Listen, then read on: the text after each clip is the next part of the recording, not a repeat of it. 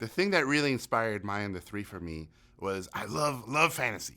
And I love all the dragons and knights and all these sort of crazy epic films, but I never saw people that look like me. So I always wanted the camera to go south and show us, well, what are the people in this continent doing? So Maya and the Three is sort of that fantasy coming true.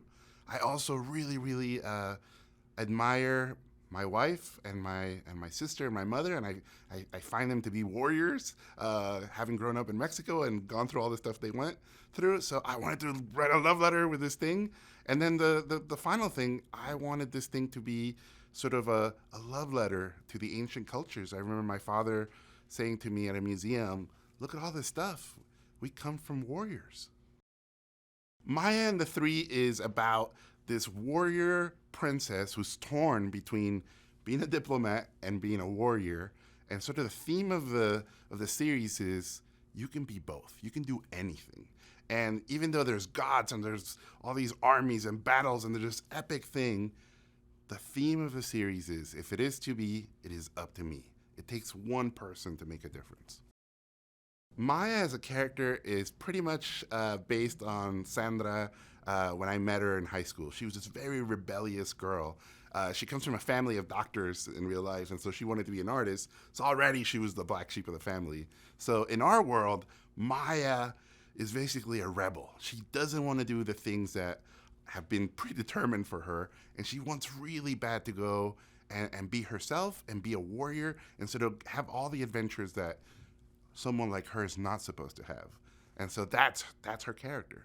She's a fighter from the beginning, and her journey is, what is she fighting for? It's a rebel who finds a cause. So King Teca is kind of a gigantic bull in the China shop of life. He's kind of an Aztec tank, very hard to move him, but he's also a teddy bear, except he'll rip your head off if you make him angry. Very much inspired by, I believe, how my wife sees me and how my son sees me. And whenever they make fun of me and they imitate my voice, that's kind of how the character came to be.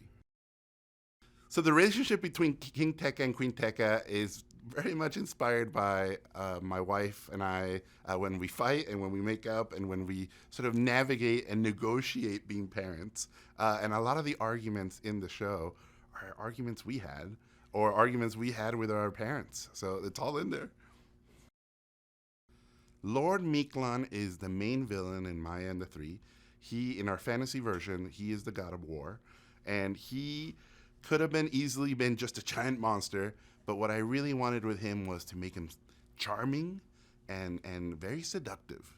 And I think Alfred Molina playing him, I told him, I loved your performance in Frida as Diego Rivera, and to me, Diego Rivera was a charming monster. So I kind of based it on what I imagined that would be like. And he's a character that, as a god, has a disdain and almost disgust for humanity and its own weaknesses. But the irony is he's more human than the humans. Satz is the Prince of Bats, and he is one of the most mysterious, cool characters in the series. At the beginning, we don't know what to make of him. He's kind of a spaghetti western hero in that he shows up, and you're not sure if he's good or bad. But as the story progresses, he starts growing a conscience, and he starts sort of believing in Maya, and maybe romance happens.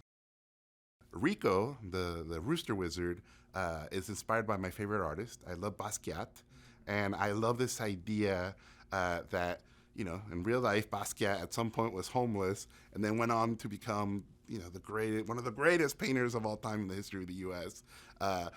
Puerto Rican and Haitian parents. So he is a Caribbean child. And so that's where Rico comes from. It's my love letter to him, his hairstyle, everything is based on his painting. So if there's any Basquiat lovers, that's where that's from. Chimi is very much inspired by the iconography of skulls that goes all the way back to the Mayans. Obviously Day of the Dead happened many years later. So we're going to the source, and that's where that skull paint comes from. And then Pichu, very much inspired by not only Conan the Barbarian, but I was very lucky and I got to go to Machu Picchu when I was a teenager. and I was blown away by the Incan culture. So this is my nod to that culture. What happened to me as a kid, in high school, I got to go to art school, and when I went to art school, I didn't know I was Mexican until I left Mexico. And then what happened in art school is I met artists from different parts of Latin America. So I had friends from Puerto Rico and friends from Peru and Argentina and Brazil and all these places, and you speak the same language, so you kind of come together, and that became the inspiration for Maya leaving her world and finding all these different warriors from different lands, and then they all come together.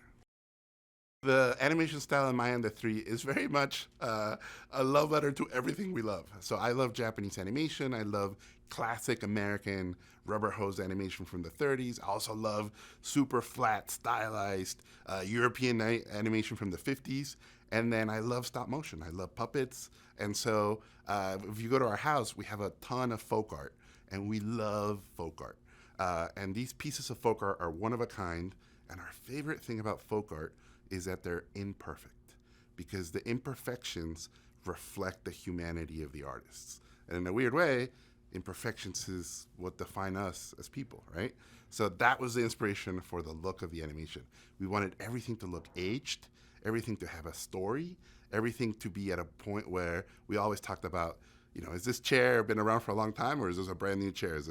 Who sat in this chair? So everything has a story, and we took advantage of the medium, because you have to create everything from scratch. So why not have everything help you with your story? One of the most complicated sequences in Maya and the Three was on episode 1, when all the kingdoms show up, and all the emissaries, and all the queens, and all the princesses, all the lands are basically showing up while the Tecas are there. It was a massive sequence. And then we had Sats interrupt, and then the giant golems show up. And so on a technical level, just keeping track of that amount of characters, lighting these epic vistas with all these characters, and then just the continuity of making sure who was sitting where is everybody sitting, where's the camera when we spun it around. It was really difficult. And then the time changes, because when Sats shows up, basically we fake that nighttime has come with him, right, because he's a vampire. So there's all this light change that's happening, and then just the volume of keeping track of all the effects. It was really complicated, really hard. My hat's off to the animation team. Everybody went, that's episode 1? I'm a big action movie fan. I grew up loving action movies, not only from the U.S., but I'm a big lover of Hong Kong action movies. And I'm also currently a big fan of Bollywood and Tollywood action movies. And so I wanted to put all that stuff in there. We took every fight very seriously, and we said, all right, so none of the fights can be the same. They all have to be different. They're all mini movies. And so we really sort of went for it. And I remember early on someone said, wait, the fights are really good. And I was kind of disappointed, because I thought, well, what did you think? The fight's not going to be good? So we went all out for those fights. And I would say these are probably the end fights in normal movies. We kind of have one of those at least in every episode.